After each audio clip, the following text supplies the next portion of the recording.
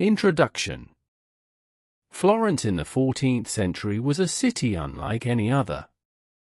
It pulsed with energy, its streets alive with the rhythmic clatter of artisans at work, the hurried footsteps of merchants striking deals, and the hushed whispers of secrets exchanged in candlelit chambers.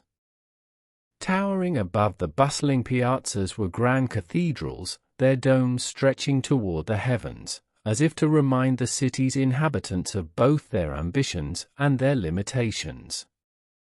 The Arno River, winding through the heart of Florence, was more than just a source of sustenance. It was a lifeline for trade, a silent witness to the rise and fall of fortunes, and a reflection of the city's ever-changing fate. Within this vibrant world of art, commerce, and intrigue, where the Medici family and powerful guilds dictated the fate of many, there lived a woman whose name would be whispered through generations. Marietta Corsini was not born into nobility, nor was she among the wealthy elite who adorned themselves in the finest Florentine silks. She was, instead, the daughter of a weaver raised amidst the soft hum of spinning wheels and the steady beat of wooden looms. Her life, from the very beginning, was interwoven with the fabric her family painstakingly created, delicate yet strong, intricate yet purposeful, much like Marietta herself. In a time when women were expected to remain in the shadows of their fathers, husbands, and brothers, Marietta refused to be confined by the limits society placed upon her. She did not aspire to marry well or secure a comfortable life through an advantageous match. Rather, she sought something far greater: independence, recognition, and the ability to shape her own destiny. In her hands, silk was not merely a commodity, it was a language, a means of storytelling, a symbol of perseverance. With every warp and weft, she wove not just fabric but a vision of a future in which she could stand as an equal among men. Yet Florence was not a city that easily forgave ambition, especially in a woman. The world Marietta was born into was one of ruthless competition, where merchants maneuvered like kings on a chessboard, where guilds held the power to make or break a family's fortune, and where betrayal often came not from strangers, but from those one trusted most. The Corsini family, though skilled in their craft, was not immune to these dangers. They were respected artisans, known for their fine silks and rich brocades, yet they walked a precarious path. One wrong alliance, one misstep in business, and everything they had built could be undone. And so, Marietta's life would be shaped not only by the beauty of her trade but by the hardships that came with it. Deception, heartbreak, and loss would test her strength, pushing her to the very brink. But it was in these trials that she would forge the unbreakable spirit that would define her legacy. Where others bent under the weight of misfortune, she would rise, defying those who sought to silence her. She would learn that love, too, could be both a blessing and a burden, that trust was a fragile thread, and that some sacrifices were necessary to protect the people and the dreams that mattered most. This is the true story of a woman who defied expectations, who refused to accept the fate the world had written for her. Through hardship and triumph, she carved out a legacy not just in the silk she wove, but in the hearts of those who followed in her footsteps. Hers is a tale of resilience, of determination, and of love found in the most unexpected of places. And so, within the grand tapestry of Florence's history, where the names of princes, poets, and painters are recorded in gilded letters, one more name remains: Marietta Corsini, the weaver who refused to be forgotten. Chapter 1: The Loom and the Family.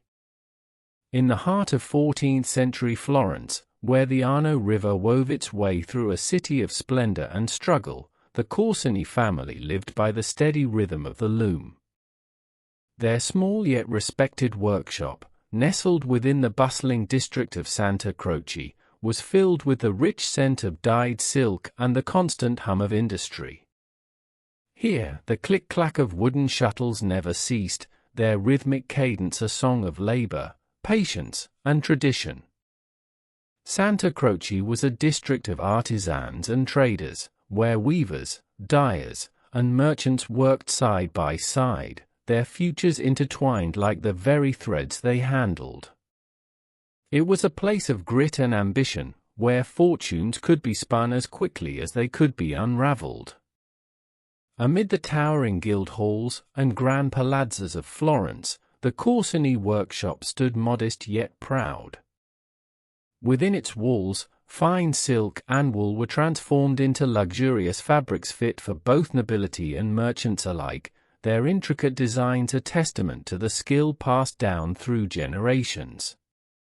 At the head of the family was Tommaso Corsini, a man whose hands had been shaped by decades of weaving, calloused but steady, possessing the knowledge of his craft as intimately as a poet knew his verse.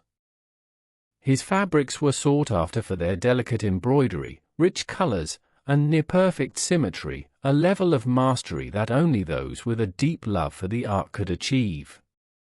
But of all his children, it was Marietta who inherited not just his skill but his passion. A daughter of the loom.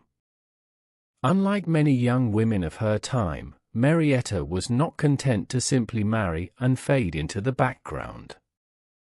She did not dream of noble suitors or courtly dances. Instead, she found her joy in the precision of weaving, in the way each thread fell perfectly into place, creating something enduring and beautiful. While other girls learned the ways of household management or embroidery for decoration, Marietta studied the art of the loom itself, a skill typically reserved for men. From the time she was a child, she had spent countless hours by her father's side, watching, learning, and imitating. She memorized the way the warp threads must be stretched tight but not too tight, the way natural dyes transform dull fibers into brilliant shades of crimson, sapphire, and gold, and the way patterns must be calculated long before the first thread was woven.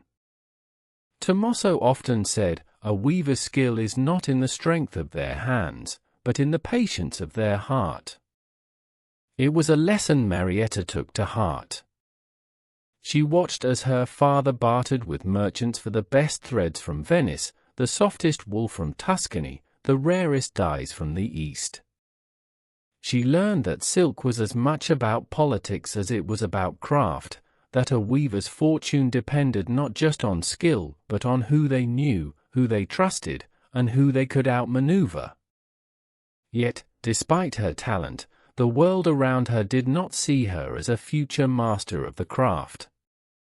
Women were not guild masters, nor were they expected to run businesses or negotiate trade deals. A weaver's daughter was meant to marry well and leave the workshop behind. But Marietta could not bear the thought of abandoning the world she loved, nor could she imagine a life where she was not creating something of her own. Florence, a city of opportunity and deception. Florence was a city of great opportunity, where a humble craftsman could become wealthy through skill and cunning. But it was also a city of ruthless ambition, where alliances shifted as easily as a merchant's word. The silk trade was cutthroat, controlled by powerful guilds and influential families who guarded their connections fiercely. The Art della Seta, the powerful silk guild of Florence, dictated the rules of the trade. Membership was necessary for any weaver who wished to sell their fabrics to the city's wealthiest patrons, but earning a place among them was no small feat. A craftsman had to prove their worth, pay hefty dues, and navigate the politics of the guild halls. Tommaso Corsini had spent years earning his status, but even that was not enough to shield him from the dangers of Florence's competitive markets. Rival workshops often sought to undermine each other, steal designs, or sabotage shipments. Merchants, always in pursuit of profit, could withdraw their patronage without warning, leaving even the most skilled weavers on the brink of ruin. And soon, the Corsini family would learn just how fragile success could be. A loom, a legacy, a test of strength. One evening, as the sun cast long golden shadows through the narrow streets of Santa Croce, Tommaso sat at his loom, his once strong hands trembling ever so slightly. Age and years of tireless work had begun to wear him down, though he rarely admitted it. Marietta, noticing his weariness, reached out to steady his hand. "Father, let me take over more of the orders," she urged. "You've taught me everything, I can do this." Tommaso hesitated, then sighed, his eyes filled with both pride and uncertainty. He knew his daughter was capable, but the world of trade was brutal and unforgiving. It was one thing to weave silk, it was another to sell it, to negotiate with merchants, to withstand betrayal and deceit. But Marietta was determined. And soon, she would be forced to prove herself, for Florence was a city that tested the will of even its strongest souls. While the Corsini family flourished for now, shadows loomed over their future. There were those who envied their success, who sought to take advantage of their trust. And as the first threads of betrayal began to weave their way into the fabric of their lives, Marietta would face a trial greater than any she had ever known. Little did she know that her family's fortunes were about to change, and that she alone would have to decide how to preserve their legacy or watch everything they had built come undone. Chapter 2: A Betrayal in Silk. Betrayal, when it came, was not delivered with swords or open threats, but with broken promises and silent deception. It arrived not from an enemy, but from a trusted ally, a man whose word had once carried the weight of gold within the Corsini household. For years, Matteo Alberti, a well-respected merchant, had been one of the Corsini family's most valued patrons. His name was known in Florence's trading circles, a man of influence who could place a weaver's fabric into the hands of dukes, courtiers, and wealthy Venetians. It was through his connections that the Corsini silk had graced the banquet halls of the Medici, that their finely embroidered wool had been sought after by merchants across Italy. And then, overnight, he was gone. A trusted friend turned deceiver. The news came abruptly, whispered through the marketplace before it reached the Corsini workshop directly. Matteo Alberti had declared bankruptcy. At first, Tommaso Corsini refused to believe it. How could it be? Matteo had always paid promptly, had always spoken of expanding their partnership. Hadn't he just commissioned a large order of silk brocades the previous month? But soon the truth became clear. Matteo's so-called bankruptcy was a lie. Instead of financial ruin, he had secured a lucrative new arrangement with the Corsini's greatest competitor. The rival workshop, owned by Lorenzo Vieri, had long sought to undermine the Corsinis, envious of their fine craftsmanship and rising reputation. And now, with Matteo's support, Vieri had exclusive access to the high-born clients that had once belonged to the Corsinis. Not only had Matteo abandoned them, he had done so without settling his debts. The large order of silk brocades, woven with painstaking care over months, now sat unsold in the workshop, its thread shimmering mockingly in the candlelight. Without payment, the Corsinis could not afford to purchase more silk threads, dyes, or supplies. Their entire operation stood on the precipice of ruin. The weight on Marietta's shoulders. As if fate had chosen this moment to strike, Tommaso's health began to fail. The strain of years at the loom, of long hours and sleepless nights, had weakened his body. His cough deepened, his hands shook, and for the first time in his life, he found himself unable to sit at his beloved loom. With her father too ill to act and her younger brother, Niccolo, too inexperienced to lead, Marietta stepped forward. But Florence was not a city where women led businesses. The silk trade was a world of guild masters, merchants, and shrewd negotiators, and it had no place for a weaver's daughter. Yet Marietta had spent her entire life learning the trade, studying her father's dealings, memorizing the names of buyers and suppliers, and perfecting the delicate art of negotiation. And so, for the first time, she stepped into the world beyond the loom, where fortunes were made not with threads but with words and cunning. A woman in the market. Draped in her finest modest gown, Marietta walked through the Mercato Vecchio, the heart of Florence's bustling trade.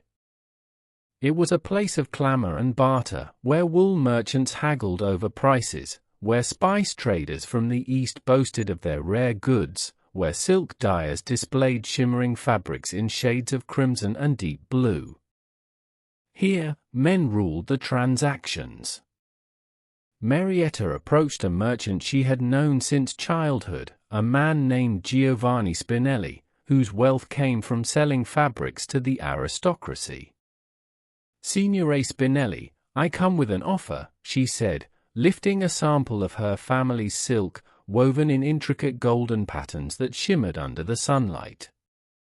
"I know you seek brocades for the upcoming festival. This is the finest in Florence." Spinelli barely spared her a glance. "Where is your father?" "I do not discuss business with women. My father is unwell, but I speak on behalf of the Corsini workshop. Our fabric speaks for itself." Spinelli chuckled, shaking his head. "A weaver's daughter should know her place. Go home, girl. This is no world for you." Marietta clenched her fists but forced herself to remain composed. "Then tell me, signore, if the quality of my silk is beneath you, why did you buy from my father last year? Has it changed now that a woman presents it to you?" The merchant's face darkened, and he turned away, unwilling to engage further. One by one, the other traders dismissed her, some with polite refusals, others with outright disdain. Yet Marietta refused to be silenced. The risk of defiance. For days, she returned to the market, the guild halls, the merchant courts, offering her family's silk to anyone who would listen. She endured sneers, laughter, and dismissals, but she also noticed something else: whispers. Word spread quickly in Florence, and soon, there were rumors of a weaver's daughter who dared to negotiate trade. Some mocked her, but others were intrigued. One evening, as she sat exhausted by the banks of the Arno, a shadow fell across her. She looked up to see a man dressed in deep blue velvet, the emblem of a wealthy Florentine household stitched onto his sleeve. "You are the Corsini girl, are you not?" he asked. Marietta studied him carefully. "That depends." "Who is asking?" The man smiled, clearly amused. "I represent the House of Bardi. My master is in need of fine silk for his daughter's wedding. I hear you are determined to sell." Her heart pounded. The Bardis were among the wealthiest families in Florence, their influence stretching even beyond Italy. If she could convince them to buy, it would be a lifeline for her family. But she also knew this was dangerous. A woman negotiating trade was already an unheard-of scandal, and if she failed, it would mean not only disgrace but ruin. Still, Marietta Corsini had never been one to shrink from a challenge. "Take me to your master, Then, she said, rising to her feet, "I will show him silk that even the Medici would envy." The man laughed, shaking his head in admiration. "You have courage, Signorina Corsini. I hope you have the skill to match it." And with that, Marietta took her first step into a world that would change her life forever. But even as she fought to save her family's business, unseen forces were already working to tear it apart, for not everyone in Florence wished to see a woman succeed, and there were those who would go to great lengths to stop her. The betrayal was far from over. It was only just beginning. Chapter 3: The Merchant's Promise. For weeks, the weight of uncertainty had hung over the Corsini household like an oppressive storm cloud. Despite Marietta's efforts, despite the sleepless nights spent negotiating, persuading, and seeking out new buyers, the losses inflicted by Matteo Alberti's betrayal had left deep wounds. Her father remained ill, too weak to rise from his bed. Their savings dwindled, and the once busy loom stood silent for longer stretches of time. Florence was a city that thrived on power and commerce, and without both, one could vanish from memory as quickly as the last thread woven into a forgotten tapestry. And then, just as despair threatened to take hold, hope arrived, wrapped in fine velvet and quiet confidence. A merchant with an offer. His name was Lorenzo di Rossi, and he was no ordinary merchant. Born into a family of traders who had expanded their reach beyond Florence into Venice, Genoa, and even the distant ports of the Ottoman Empire, Lorenzo was a man accustomed to power. Unlike many of the city's merchants, who operated solely within the Florentine guilds, he had built his fortune through foreign connections, daring ventures, and a keen eye for talent.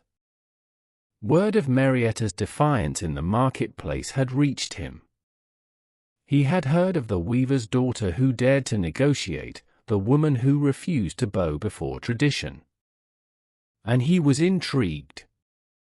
So, one late afternoon, as Marietta sat outside the workshop, inspecting the remnants of unsold silk under the waning sunlight, a shadow fell across her work. They were not lying when they said you are relentless, Signorina Corsini. She looked up, startled. Before her stood a man in his early 30s, dressed in deep green brocade, his dark hair neatly tied back. His presence carried an air of unshakable confidence, and in his gaze, she saw something few men had ever looked at her with, not condescension, not pity, but interest. Marietta straightened her shoulders.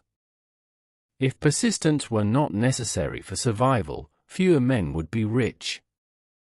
Lorenzo smiled, impressed.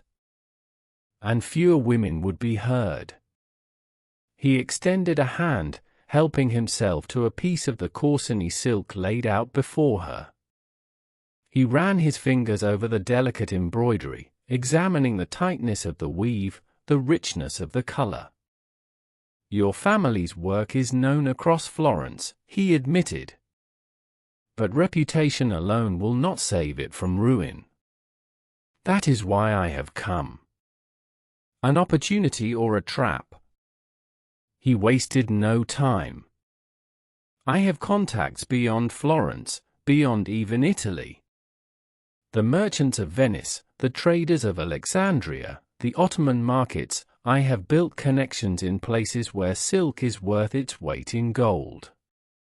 I can take Corsini fabrics beyond these city walls, beyond the petty politics of the Florentine guilds." Marietta watched him carefully. She had dealt with men who promised much and delivered little. She knew better than to be swept away by grand words. "And what would this partnership require?" she asked. Lorenzo leaned forward slightly. "Exclusive rights." Marietta's stomach tightened. So there it was. You want to be the only merchant who sells Corsini fabrics? Yes. His tone was matter-of-fact, as if it were the most natural arrangement in the world. With my connections, I can guarantee steady sales. You would never have to beg another merchant again, never have to stand in the marketplace like a common seller. But in return, your fabrics would belong only to me. A dangerous choice. Marietta hesitated. She knew what this meant. On one hand, this was a lifeline. With Lorenzo's patronage, their workshop could recover, even surpass what it had been before. They would have access to foreign buyers, to trade routes she could never reach alone. But on the other hand, they would be bound to him, dependent on his favor. One betrayal had nearly destroyed them. What if another followed? She met his gaze. And if, one day, you decide Corsini silk is no longer worth your time? If you withdraw your favor, as Matteo Alberti did? Then what? We would be ruined. Lorenzo did not look away. He seemed to respect her sharpness, the fact that she was not blinded by desperation. You are right to ask. He nodded slowly. Trust is earned, not granted. And you have no reason to trust me. But consider this, without me you may survive. With me, you will thrive. A growing connection. Over the next few weeks, their negotiations continued. Lorenzo visited the Corsini workshop often, speaking not just with Marietta but with her father, Tommaso, whose health remained fragile but whose mind was still sharp. He studied their work, learned their techniques, and shared insights into foreign markets, explaining how Venetian traders inflated silk prices before selling to the East, how Florentine merchants undercut each other, and how smuggling routes brought forbidden dyes from Persia. Slowly, a deeper understanding formed between him and Marietta. He saw in her a mind as keen as his own, a woman who thought in strategies and risks, someone who did not simply want to preserve her family's legacy, but to expand it beyond what anyone thought possible. And for the first time in her life, Marietta met a man who did not treat her as an anomaly, but as an equal. There were moments, amid the long discussions and shared ambitions, where she felt something else stirring. Admiration, intrigue, and something deeper. But love between a merchant and a craftsman's daughter was not simple. Though Lorenzo was not of nobility, his wealth and status gave him access to a world Marietta could never enter. He could marry into powerful merchant families, secure alliances that would elevate his position even further. What was she? A weaver's daughter, skilled in her craft, but bound by her station and her obligations. And yet, as she studied his face one evening, illuminated by the glow of the workshop's lanterns, she wondered, was it madness to imagine something more? Or was it fate, woven into the very fabric of their lives? A decision that would change everything. One evening, Lorenzo presented her with a final offer. I leave for Venice in 2 days. If you agree to my terms, I will take Corsini silk with me and secure buyers that will change your family's fortune forever. If you refuse, I understand. But know this, Marietta, an opportunity like this does not come twice. She looked at the fabric in her hands, then at the man before her. Was this a bargain with the devil? Or was this the first step toward something greater than she had ever dared to dream? Whatever the answer, Marietta Corsini knew she was standing at a crossroads that would define her fate. Chapter 4: Threads of Sacrifice. Marietta knew that to accept Lorenzo's proposal was to take a gamble as dangerous as the city of Florence itself. But she was not a woman who shied away from risk.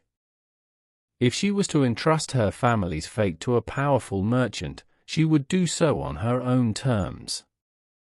When they met in the Corsini workshop, amidst the scent of raw silk and dye, she stood before him with her decision. "I accept your offer, Lorenzo. But hear me well, Corsini silk will never be swallowed by any merchant's name, not even yours. The weavers of my family have worked for generations, and that legacy will not be erased." Lorenzo's lips curved into the barest of smiles. He had expected obedience. Instead, he found fire. "And what do you propose?" he asked. "A partnership, not ownership." She met his gaze without wavering. "Corsini fabrics will remain ours. We will sell through you, but I will oversee every negotiation, every trade, every coin exchanged. No deal will be made without my knowledge." It was a bold move, one that could have cost her everything. A woman dictating terms to a merchant of Lorenzo's stature? It was unheard of. But Lorenzo did not dismiss her. Instead, after a long silence, he nodded. "Very well, Marietta. You drive a harder bargain than men twice your age. I accept." Their fates were now woven together, in business and in something far deeper.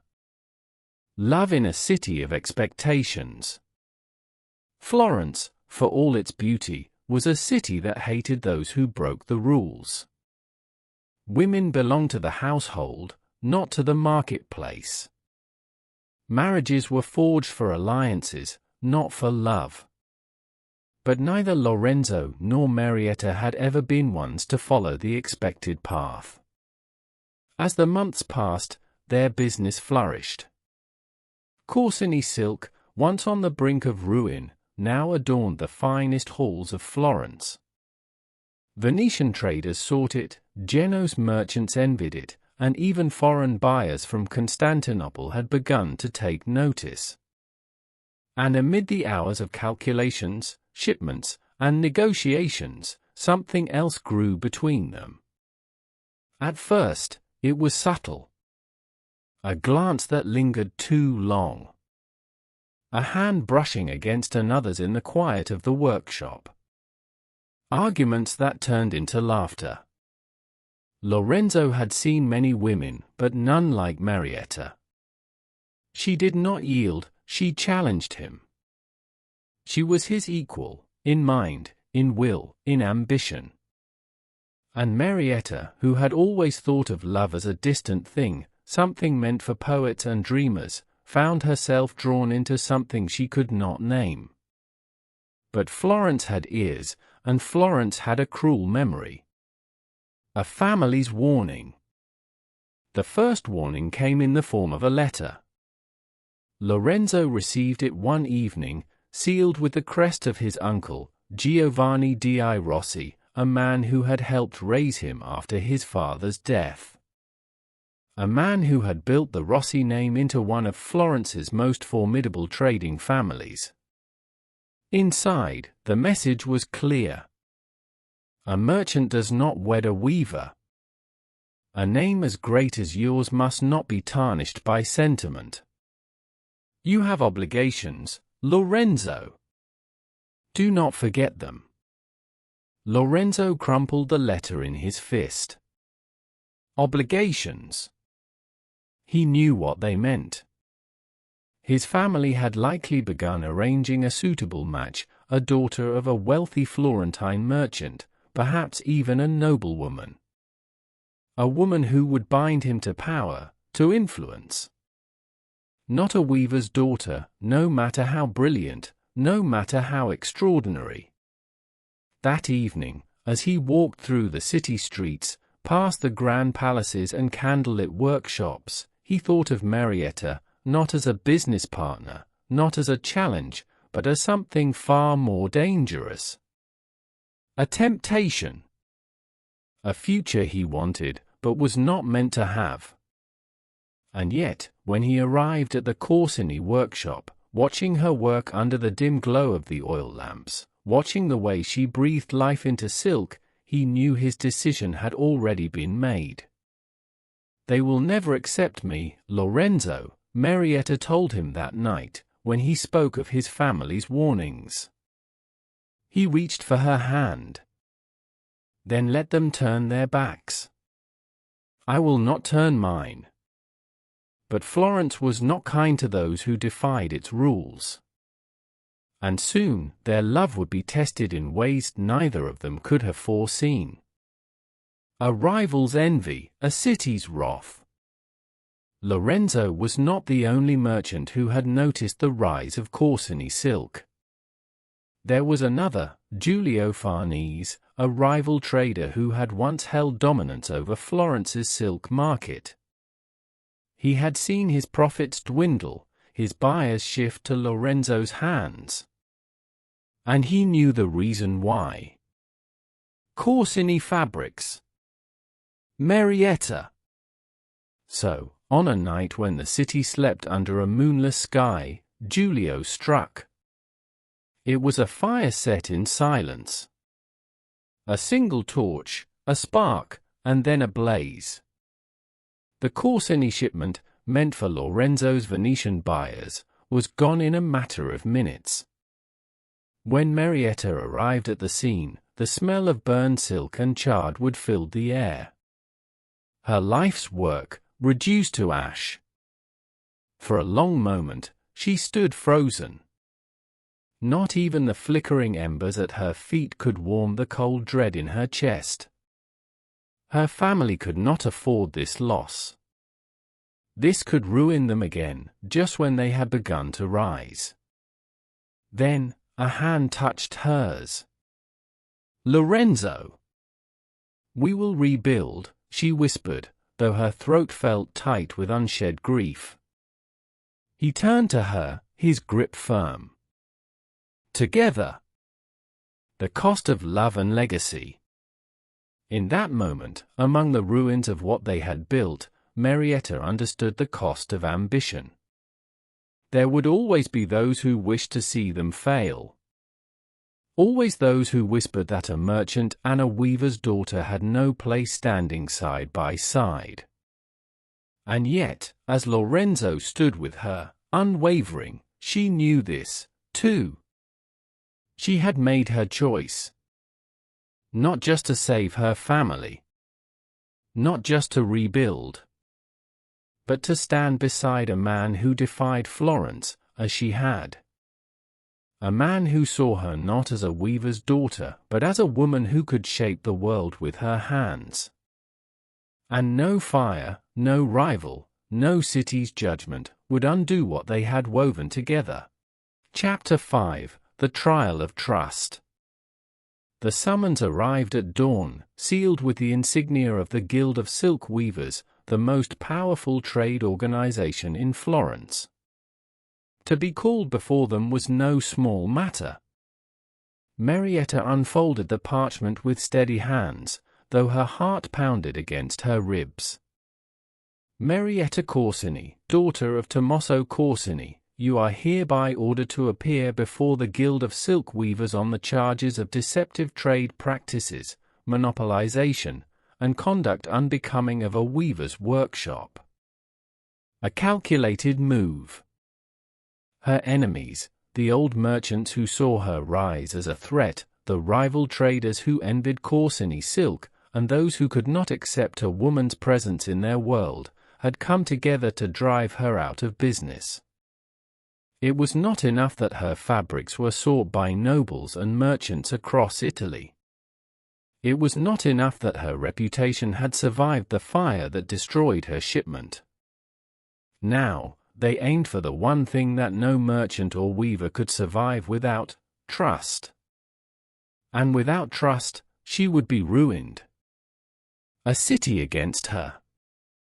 The Guildhall of Silk Weavers was an imposing building in the heart of Florence, its stone walls echoing centuries of power. Inside, beneath a vaulted ceiling painted with the images of silk traders at work, the guild masters sat in a semicircle, their robes marked with the sigil of their authority. At the center stood Marietta, dressed in simple but elegant silk of her own making, a silent testament to the work they now sought to condemn. The accusations were many, each more damning than the last. You have secured exclusive partnerships, restricting trade to your competitors. You have manipulated prices, disrupting the balance of the silk market. You have conducted negotiations that no woman has the right to oversee. The last charge was the true offense. Marietta was not the first silk weaver accused of such things, nor would she be the last. But she was the first woman to rise to such influence in a trade dominated by men. She lifted her chin. "I have broken no laws," she said, her voice steady. "Only expectations.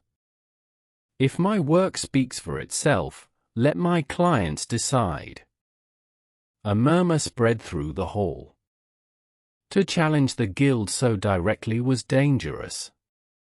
But Marietta knew that fear would not save her. If she bowed to them now, the Corsini name would be reduced to dust. The merchants stand. "This is preposterous." A voice cut through the chamber, strong and unyielding. "Lorenzo!" He stepped forward, his presence commanding, and addressed the guild masters with the weight of his own reputation behind him. "Marietta Corsini is accused of manipulating trade, yet I ask you, what merchant does not seek the best partnerships? What workshop does not strive for quality? She has done nothing that any man in this room has not done himself. Her only crime is that she is a woman who dares to compete." A ripple of discomfort passed among the guild masters. Lorenzo had risked much by speaking in her defense. His reputation, his business, his family's alliances, all of it could be jeopardized. But he did not waver. Then came the next blow, the one Marietta had hoped for. The doors to the guild hall swung open, and nobles, merchants, and traders stepped forward, one by one. The clients of Corsini Silk. Men and women of wealth and influence, those who had worn and traded her fabrics, who had built their own fortunes on the quality of her work. They spoke of her honesty, her skill, her unwavering commitment to excellence. A Venetian trader stepped forward. "The silk of the Corsini workshop rivals that of the finest Eastern looms. I would stake my fortune on its quality." A noblewoman from one of Florence's wealthiest families followed. "My gowns are made of her fabric. If she is deceiving us, then we are all deceived." A Genoese merchant added, "Without Corsini silk, Florence itself loses standing in the markets abroad. You would be fools to silence her." The weight of their words shattered the accusations. The guild masters, who had begun the trial with such confidence, now shifted uneasily in their seats. They could not afford to alienate the city's most powerful buyers. One of them cleared his throat. "The guild recognizes that no unlawful actions have been committed. The accusations are dismissed." Victory!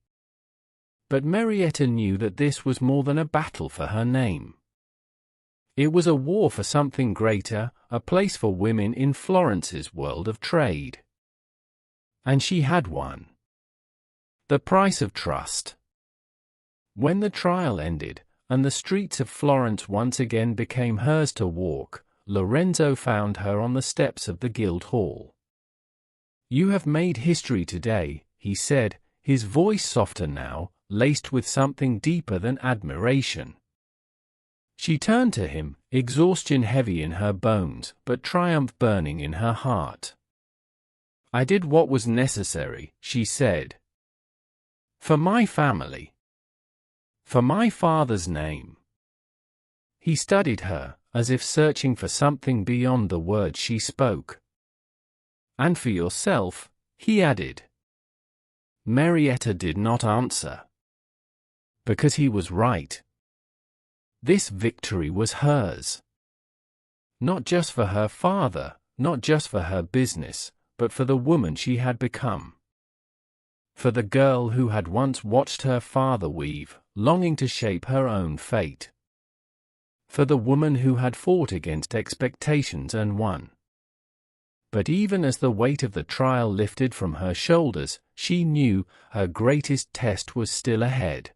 Chapter 6: A Weave of Two Hearts. Florence had tested them in every way possible. Betrayal, loss, ambition, and defiance had shaped the paths of Marietta and Lorenzo. But one final trial remained: their love. By now, their hearts had already chosen. But love alone was not enough in a world governed by power, family, and obligation. Lorenzo's family, the Di Rossis, refused to accept Marietta. She is a weaver's daughter. Her hands are meant for labor, not for wearing the silks of nobility. A merchant of your standing does not wed below his rank. You shame your name, Lorenzo. If you do this, you will be disowned. You will be cast out. They gave him an ultimatum: choose his family's fortune and influence, or choose Marietta. For Lorenzo, there was no hesitation. I choose her. And with those words, he walked away from the life that had been mapped out for him since birth. A marriage of love and purpose. They wed in a quiet ceremony, away from the grand halls and gilded wealth of Lorenzo's past.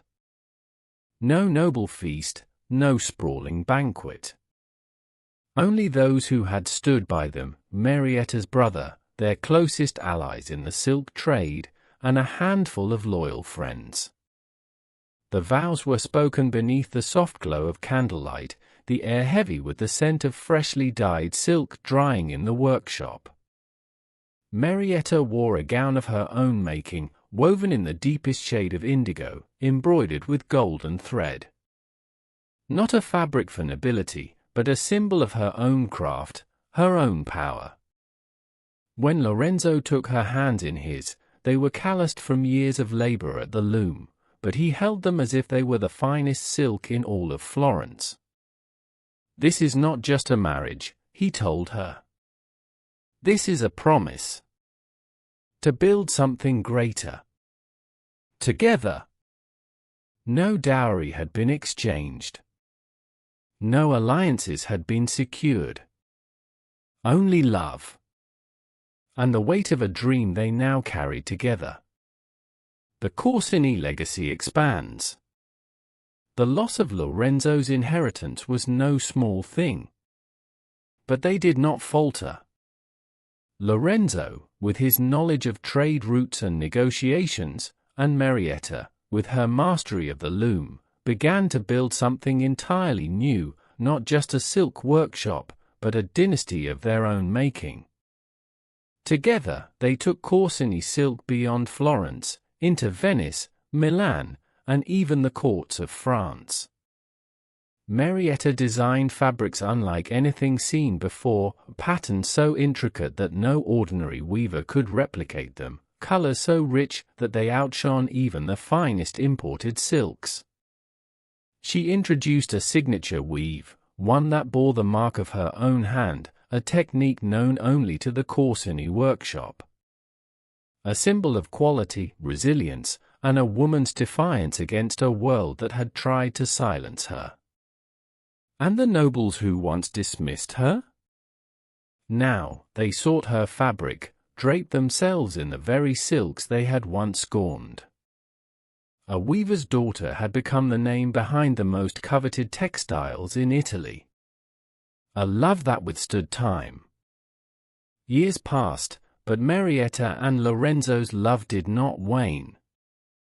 Their struggles had shaped them, their triumphs had bound them together like the finest of threads, stronger than silk, stronger than fate. On nights when the city slept, they still worked side by side in the glow of lantern light, hands moving over fabric, voices weaving dreams for the future. And when Marietta ran her fingers over the silk they created, she knew every thread carried a piece of their journey. A story of love, sacrifice, and ambition. A weave of two hearts, forever entwined. Chapter 7: The Weaver's Legacy. The years had softened Florence, but not its pulse. The Arno River still cut its steady path through the city, winding through streets where ambition and artistry danced together as they had for centuries. And in the heart of it all, in the Corsini workshop, the rhythm of the loom remained unchanged. Marietta sat before it, her fingers moving with the same grace they always had, though time had left its mark in the fine lines on her hands. The loom had been her sanctuary, her battlefield, her voice when the world sought to silence her. And now, she was passing it on. Beside her sat her daughter, Isabella, dark curls spilling over her shoulders as she watched her mother with quiet intensity. Marietta guided her small hands over the threads. A weaver's skill is not in the strength of their hands, but in the patience of their heart, she murmured, her voice gentle but firm. They were the same words her father had spoken to her so many years ago, before fate had demanded more of her than she ever imagined. Isabella looked up.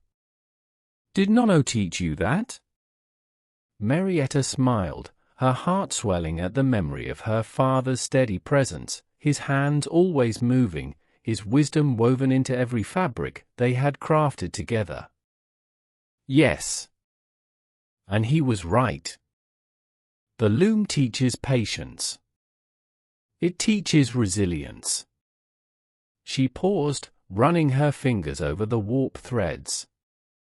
But above all, it teaches you that every thread matters. Even the ones you don't see, the ones hidden beneath the surface, hold the fabric together. The Corsini name endures. The Corsini name was no longer just a name. It had become a symbol. Merchants from Florence to Venice sought Corsini silk, a fabric that was not just beautiful, but enduring, a reflection of the woman who had built its reputation. It was said that a noblewoman in Milan had refused to wear anything but Corsini silk, and that the Queen of Naples had commissioned an entire wardrobe of it. But beyond the wealth and recognition, Marietta's true victory lay in something far greater. She had proven that a woman could shape her own destiny. In a world where daughters were expected to fade into the background, she had stood firm. In a city where love was often sacrificed for ambition, she had fought for both. Her fabrics had adorned the finest courts, but her greatest creation was the life she had built, a life woven with love, sacrifice, and the unyielding strength of her own hands. A love that stood the test of time. Lorenzo stood at the doorway, watching as Marietta and Isabella worked at the loom together. His once dark hair was streaked with silver now, but his eyes still held the same admiration as they had on the day he first saw Marietta bargaining in the marketplace, defying a world that told her she had no place there. "She has your determination," Lorenzo said as he stepped inside. Marietta looked at her daughter, who was carefully adjusting the shuttle, her brow furrowed in deep concentration. Yes, she saw it too. And your vision, she added with a knowing smile. Lorenzo placed a hand over hers, their fingers still strong despite the years. We built something, Marietta, he said softly. More than a business. More than silk. Marietta leaned into him, feeling the warmth of his presence, the steady heartbeat that had stood beside hers through every triumph and every loss.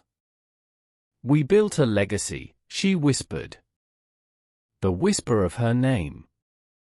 Outside, the city moved on. Florence had always belonged to men, merchants, bankers, guildsmen, lords. Their names filled the ledgers, their statues adorned the piazzas. But somewhere in the quiet corners of the marketplaces, in the workshops where silk was spun and dreams were stitched into fabric, another name was whispered. Marietta Corsini. A woman who had defied expectations. A woman who had woven her own fate. A woman whose legacy, like the finest silk, would endure far beyond her years. And as the loom sang its steady song beneath her daughter's hands, Marietta knew that she had won. The end.